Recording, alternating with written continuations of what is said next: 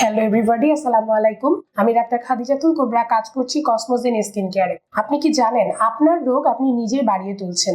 এখন বলবেন কিভাবে? জি, আজ আমি সেই নিয়ে কথা বলবো। সাধারণত দেখা যাচ্ছে প্রচুর পরিমাণে দাঁতের রোগী বেড়ে গিয়েছে, প্রচন্ড রকমের চুলকানি, শরীরের বিভিন্ন জায়গায় গোল গোল চাকা চাকা ধারণ করেছে। তখনই রোগীরা যেটা করে যে ফার্মেসিতে যায়, বিভিন্ন রকমের স্টেরয়েড জাতীয় ক্রিম, পেবিসন, গ্যাকোজিমা, বিভিন্ন রকমের ক্রিম ব্যবহার করে।